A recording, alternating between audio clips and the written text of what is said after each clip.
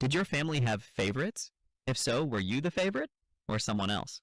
It started with the sound of glasses clinking and the kind of laughter that has always felt like it came at my expense. My mother stood in the center of the room, her wine glass lifted high, her eyes sparkling with that familiar combination of charm and cruelty that she wielded like a weapon. She had invited half the neighborhood, old family friends, distant relatives who only showed up when there was food and gossip to be had, and even a few of Ethan's coworkers who probably thought they were attending some kind of networking event rather than a family celebration. The air was heavy with the smell of catered food and perfume that lingered too long, and the sound of her voice rose above it all, commanding attention as she delivered her little performance. She looked directly at me when she made her joke, the one that wasn't really a joke at all. "And to my daughter," she said, pausing dramatically like she was delivering the punchline to a stand-up routine, "who has always been a disappointment. You're not getting a cent from me, but at least you showed up tonight. Maybe that's progress." The room erupted in polite laughter, though it wasn't the natural kind that comes when something is genuinely funny. It was nervous, forced, the sort of laughter people give when they're too uncomfortable to stay silent, but too cowardly to say anything against the host. I felt my face grow hot, though not from shame the way it once would have. I had grown too accustomed to this theater she put on, this endless performance of undermining me in front of anyone who would listen. When I was younger, I used to think if I worked harder, studied longer, tried to be more agreeable, she might one day look at me the way she looked at Ethan, as though he hung the stars for her. But time had taught me that her approval was never something I could buy with effort. It was simply reserved for the chosen child, the golden boy who could fail spectacularly and still be her pride. I didn't let her see the way my hand trembled around my glass.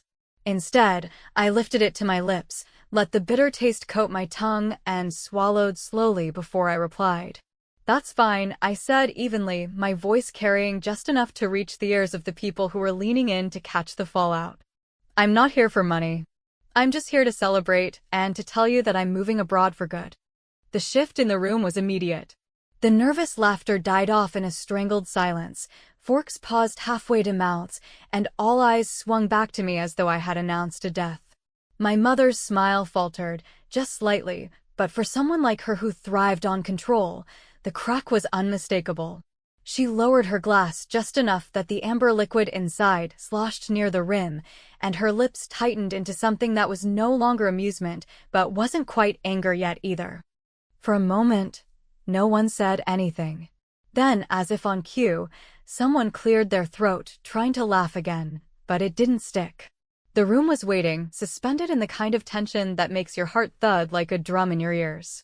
My mother tilted her head, her carefully styled hair catching the light, and narrowed her eyes at me like she was trying to decide if this was another one of my attempts to seek attention or if I had actually grown the audacity to outmaneuver her in her own domain.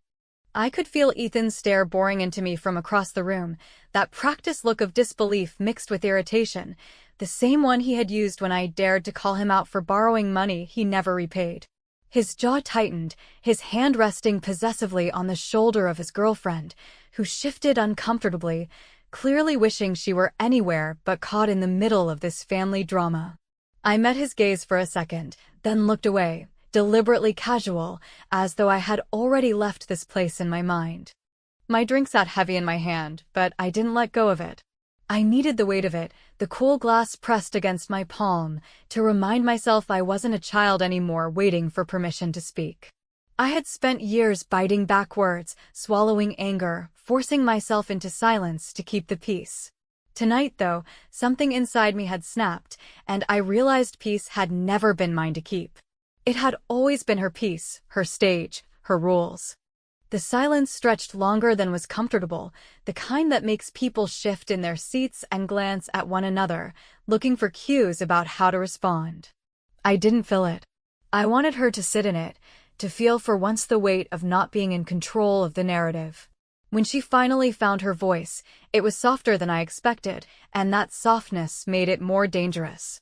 "What did you just say?" she asked, her tone sharp with disbelief. I let the words hang in the air for another beat, savoring the anticipation, before I repeated them. "I'm moving abroad. For good." My voice was steady, and this time I didn't need the drink to steady it. Her smile was gone now, replaced by something harder, something that revealed the cracks in the perfect facade she always showed to the world. For the first time in years, I felt like I had the upper hand, and I wasn't about to let it go. I didn't explain where I was going, how I had managed it, or why I had chosen not to announce it. That was mine to keep, and her shock was enough of a reward for the moment. Around us, the party tried to breathe back to life, conversations starting in hushed tones, cutlery scraping nervously against plates, but the room no longer belonged to her. It belonged to me, and she knew it. I could see it in the way her hand tightened around her glass, her knuckles white, her eyes calculating. For once, she wasn't the one pulling the strings. And as I held her gaze, I realized this was only the beginning. The silence that followed my announcement swelled until it pressed against the glassware and the framed family photos like humidity before a storm, and in that thick air I could feel every year of tiptoeing, every swallow of pride that had sanded me down to something smaller. Insisting I keep my voice polite while my stomach learned to live with acid, because this wasn't a single insult tossed like confetti at a party. This was the highlight reel of a childhood trained to applaud the wrong. Performers while pretending the stagehands didn't exist. I watched my mother's expression attempt its usual gymnastics, confusion stretched into disbelief, disbelief tightened into a chilly amusement, amusement sharpened into something like suspicion, and as she worked through her faces, I let my mind slide back to a driveway in late spring where Ethan had received a gleaming hand-me-down sedan reborn as a miracle, the kind of gift that proved how much he mattered, while I was handed a lecture about self-reliance and a bus schedule, with my mother clapping for his independence as she filled the tank for him and slipped a grocery card into his pocket, insisting generosity builds character when the recipient knew how to say thank you the right way. I remembered the homecoming game where I begged for a ride and learned that my place would always be the couch and the leftover pizza because the car had been promised to Ethan's friends, who were more important that night than a teenage sister with a stack of flashcards and a knot in her chest. And when I made Dean's list and handed my mother the letter, she looked past the bolded line as if academic honors were a discount coupon. Pretty but not redeemable, and set it under a magnet shaped like a watermelon slice, while the refrigerator door bristled with Ethan's photos from tailgates and lake weekends. The life that looked like success even when it cost everyone else to keep it shining. Years later, when I called after an interview that had gone badly because the hiring manager smiled too tightly and used phrases like culture fit as a velvet dismissal, my mother said I should put on more makeup, network more, stop acting like the world owed me a path, and when I quietly collected 2 rejections and 1 near miss, she narrated them to a cousin at a cookout like a gossip column under the banner of tough love, while Ethan's failed app idea was framed as a learning year. An entrepreneurial season everyone was very proud of even as I covered 2 months of his car insurance out of my savings because he was between things and would make it right soon. By the bar, he tried that same tone on me now, the patient brother voice lacquered with condescension, the one that could pass for sympathy if you had never been fed it in spoonfuls for decades. He leaned close enough that his cologne pooled between us and said he could help me find something local, that the city was full of opportunities if I just let family make some calls. And as he spoke the word family, I felt the old ache of a door that only opened for him, the soft click of locks I had taught myself to stop rattling. I told him I appreciated the concern, and I meant it in the same way you mean it when a waiter pours water into a glass you've already decided not to drink, because I had carried this plan like a candle under my coat for months, shielding it from drafts and stray elbows, applying for a fellowship with more paperwork than a mortgage, and an interview process that required me to tell the truth about my work without deflecting or apologizing, and when the acceptance arrived with its embossed seal and its modest stipend and its promise of a year that could remake me, I signed before my hands could remember the old tremor and tucked the letter into a folder labeled practical things so no one would suspect it was the most impractical decision I had ever made. The kind of decision you make when you finally understand you are not obligated to keep drowning just because the pool is familiar. Around us the party found its footing in whispers, those small currents that carry more electricity than microphones, and I could hear the words moving like minnows abroad. For good. Is she serious? What about her job? What about her mother? What about Ethan? While the caterer hovered with a tray of crab cakes and the neighbor from across the street, Mrs. King, with the ridge of lipstick always slightly outside the line, offered me a napkin as if my life had spilled and she knew better than to let it stain. Mrs. King had been the one, years ago, who drove me to an early morning test when my mother overslept after a wine club night, the one who kept a jar of dollar bills by the door for the kids who needed club fees paid quietly, the one who sent me a postcard when I moved into my grim first apartment with the leaky window, saying that sometimes the draft is just proof you found a place with air, and I thought about how motherhood has a way of leaking from the edges and finding daughters who need it, even when the official title stays pinned to someone else's blouse. My mother lifted her glass again and announced we should return to celebrating rather than indulging in theatrics, a phrase that tasted like metal because her whole social life was a stage with rotating costumes. And she asked if I would like to clarify my little statement for the room, as if the problem were diction rather than intention.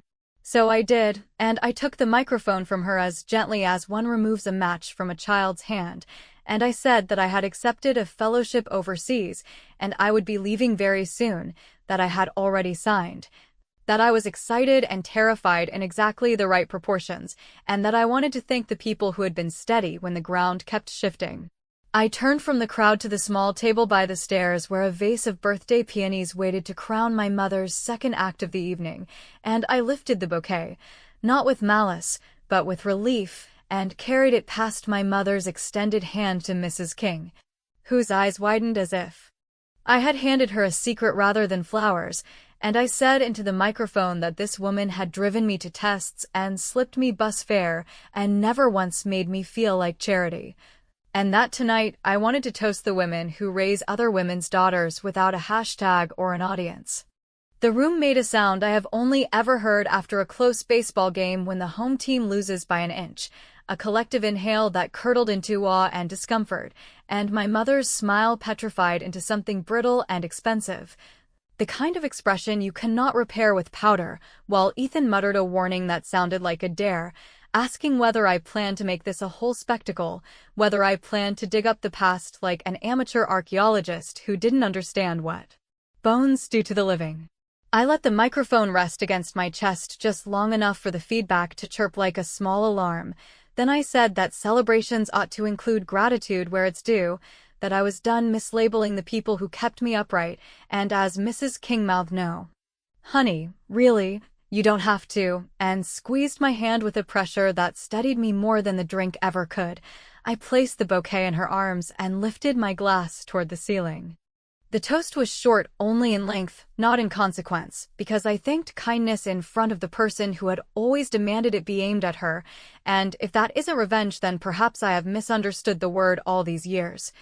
However, as the applause scathed the edges of the room and my mother lowered her glass without drinking, the projector at the back wall blinked awake on its own timer, a pale square of light blooming over the mantel, and I slipped the small remote from my pocket and felt its ridged buttons against my thumb, wondering aloud if everyone would like to see a few family memories while the cake was being cut, and the way my mother's head snapped toward the screen told me that the night had finally begun to tell the truth.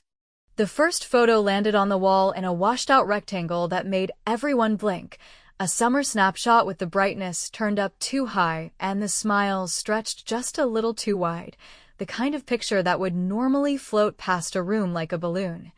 Light and harmless, except that between my mother in her sun hat and Ethan with his arm raised in mock victory over a sandcastle the size of a child, there was a space where a fourth person should have been, a space that once belonged to me and had been carefully edited into absence by the simple trick of never inviting me in the first place, and because I had grown wise to the quiet mechanics of erasure, I had learned to keep the dates, the texts, the emails that said the words "next time" or "you understand, sweetheart, it's just a small trip," and now the first caption appeared in plain white letters at the bottom of the screen, Labor Day at the shore, a year I will not name, because the number is less important than the habit, and beneath it a single line from a message my mother sent that morning. "Stay home and rest. You sound tired. We'll bring you a t-shirt," which they never did. There was a nervous titter. Not laughter exactly, more like the sound people make when a magician sets up a trick and they are trying to decide whether to be impressed or relieved. And then the next slide arrived. A Christmas morning where the tree leaned under expensive promises and the camera captured everyone mid-unwrapping. Ethan grinning at a wrapped box the size of a microwave that I knew contained noise-canceling headphones he used once and then traded for something flashier. While I sat, cropped at the edge of the frame with a sweater draped across my lap, the neckline still creased from its packaging, and at the corner of the slide a small note appeared. A bank statement clipped and blurred except for a line that showed the repayment I made on Ethan's overdue card that January. A small mercy I did not announce, because I had been trained to keep my help quiet, as if kindness is tacky when it does not fit the script. I heard my mother exhale through her nose, the kind of measured breath that signals a pivot is coming, and she started forward with the smile she uses for telemarketers and difficult caterers. The smile that says all this is simply a misunderstanding we can smooth with better lighting. Yet before she reached the projector, I tapped the remote again, and a series of photos rolled by with the slow rhythm of a metronome. Year after year of family scenes arranged like a scrapbook curated by someone with selective vision. Ethan at his graduation while I worked a shift at the coffee shop because the tickets were limited and I wanted him to have all of them for his friends. The lake house weekend where I appear in only one image fetching plates from the kitchen because I had been assigned the role of helpful. The birthday dinner for my mother 2 springs ago when I arrived with flowers and found my seat relocated to the folding chair by the swinging door, a place that makes you an accidental busser, each picture punctuated by a small, polite receipt on the corner, a rideshare at midnight because no one offered a ride, a pharmacy charge from the day after the lake weekend because I caught a cold and paid for my own soup. Someone finally asked if this was necessary, the voice coming from an uncle who keeps his opinions like pennies in a jar, small and plentiful and a little tarnished, and I said it was necessary in the way a black box recording is necessary. Not to punish the pilot, but to stop the next crash, which earned me a few startled smiles from the neighbors who had always suspected our turbulence and perhaps felt vindicated to hear it named, while Ethan stepped forward and demanded to know why I had collected these artifacts like a detective in a cheap series, and I told him I collected them because memory is a slippery fish, and I had become tired of being told I imagined the hooks. The next image was not a photo but a screenshot of a calendar invite, a family brunch I had been told about only after it happened, the subject line written in my mother's tidy style that made everything look reasonable, and the guest list revealed on the right-hand side with a neat bead of green checkmarks next to names that were not mine, and there, in small gray font, a decline from me that had never been sent because I had never been added, which made the room shift as if the floor had quietly tilted, and I took a breath and let the room sit in the tilt long enough for everyone to feel that uncomfortable slide in their stomach. The bodily sensation of realizing the story you liked is missing a few pages. Because humor is sometimes the only rope you get when the river is high, I made a small joke about my talent for being double-booked for nothing at all, a line that landed gently but carried a hook of its own. And then I pivoted to the smallest act of revenge I had planned for this portion of the evening. Not fire or fury, but a correction slipped into the program like a well-aimed paper cut.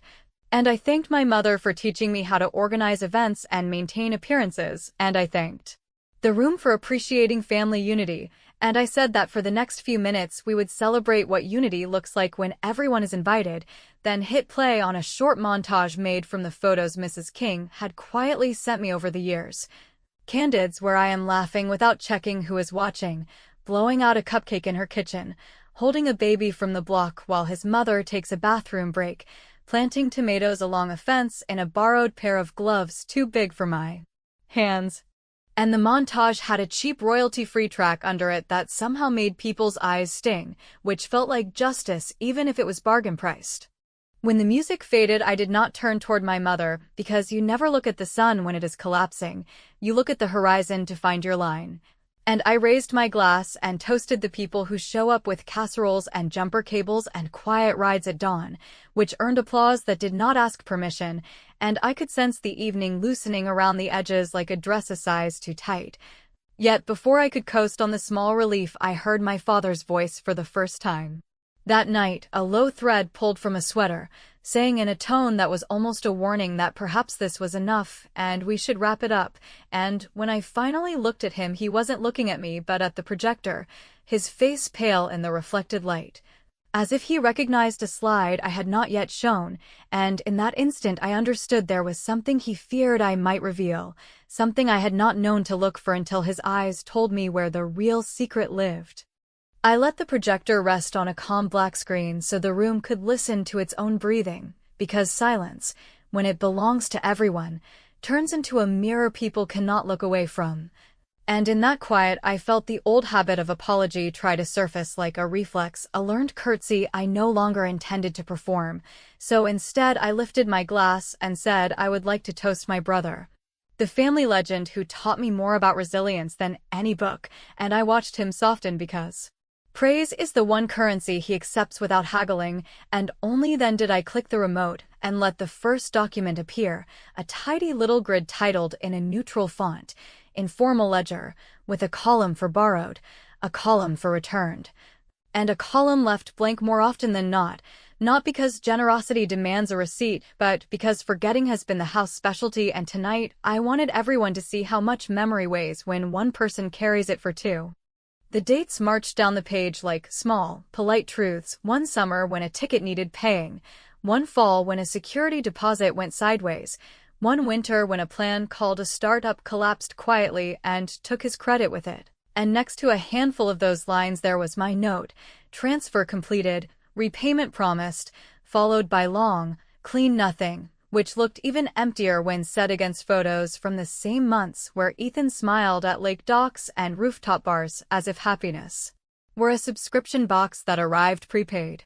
My mother tried to interrupt with a joke about siblings helping siblings, the kind of folksy proverb she keeps for holiday tables, but I kept my tone gentle and said of course we help, and because we help I brought a small gift to the party. A promise I intend to keep, and the next slide revealed a single paragraph I had typed and printed and signed that morning, a forgiveness letter that released Ethan from the whole sum without interest or shame. Because I wanted him free of owing me anything except the truth, and I said that out loud in the same voice I would use to ask for the salt, light and ordinary, so that it would travel farther than outrage ever could. There was a shuffle of surprise, a kind of stunned gratitude trying to decide whether it was safe to show its face, and for a breath I thought the night might actually bend toward peace, but something in me that has learned the shape of pattern knew better. So while Ethan stared at the screen as though the words might rearrange into a more flattering math, I clicked once more and replaced the ledger with a bank record that did not belong to me, a clipped image from an old account statement my father had once left on the printer, the paper that taught me carelessness can be an unlikely angel, and in the right-hand corner, next to a line labeled Education Reserve, there was a transfer into an account with my mother's neat signature on the authorization, the note field reading consolidation for Ethan, which is a phrase that sounds mature until you realize it is a tide that always moves in one direction. The sound my mother made was not a word so much as a hinge that had never been oiled, and she moved toward the projector with a smile that showed too many gums, insisting this was financial housekeeping the family had agreed upon. A temporary shift during a difficult year, the kind of explanation that uses the word family like a rug, something you pull over a stain when company arrives, yet before she could seize the remote my father spoke again. And this time his voice had the hollow timbre of a hallway you know too well, and he said that the fund had been set aside for me when my grandfather passed, that it was meant to keep my choices open, that moving the money had been a decision made in a hurry, and that we all benefited when one child found a foothold, which would have been touching if I had ever felt the warmth of that foothold under my own shoes. I told him I understood haste, that desperation has its own calendar, but that open choices do not remain open when their hinges are repurposed for someone else's door. And I kept my voice even because anger would have given my mother an easy villain while composure forced the room to judge the facts, and with that I moved to the small revenge I had been saving for this exact beat. Not a blow, but a redirection.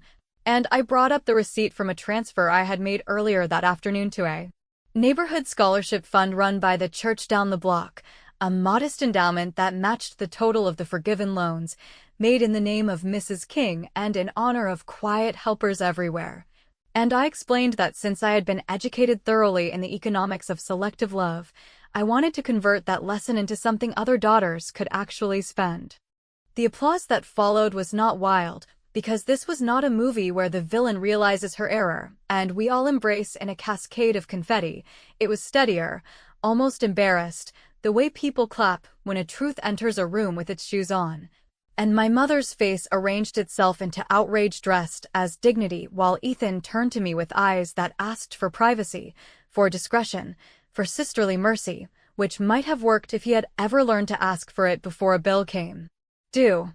I told him quietly that the mercy had already been given in full and that all I wanted in return was accuracy, and then, because I am still my mother's daughter in one small way, I gave the room a line that sparkled just enough to be repeated on porches later, a toast to the golden child who shines even brighter without a mirror held under his chin, and a wish that he used the light to see the rest of us. My father stepped toward me as if to offer an apology that would arrive a decade late and still expect to be greeted like a guest of honor, and for a heartbeat I considered letting him have it, because I am not cruel and I wanted, against reason, to make room for a version of us that could walk out of this house without shards in our shoes. But then the projector, stubborn and honest, advanced to a slide I had not cued, a photo I did not recognize at first, because it was older than my memory. My mother standing with a man who was not my father on a porch that did not belong to us, a baby in her arms with a face that looked too much like mine to dismiss, and when my father saw it his hand dropped to his side as if something heavy had been cut loose. And the room tilted again, not from accusation this time, but from the sudden knowledge that the ground was deeper than any of us had admitted, and the sentence I had been building to about leaving, about freedom, about choosing my own. Air stalled in my throat because the final chapter had just written its own first word. The room seemed to shrink around that photograph, the air itself pressing against the walls as though the house wanted to hold in what it had overheard, and for a long moment I simply stood there with the remote heavy in my hand. Because I had not planned for this particular revelation, and yet I could feel the eyes of every guest pulling me toward an explanation that I did not have, or perhaps one that was not mine to give. My father's shoulders sagged in a way that made him look suddenly older, as if a secret carried long enough finally bends the spine until it gives, and my mother's face remained fixed in its expressionless mask, the kind that promises control to anyone gullible enough to believe it, but her hands betrayed her, trembling just slightly at her sides, fingers twitching as if they could erase the image through sheer force of denial.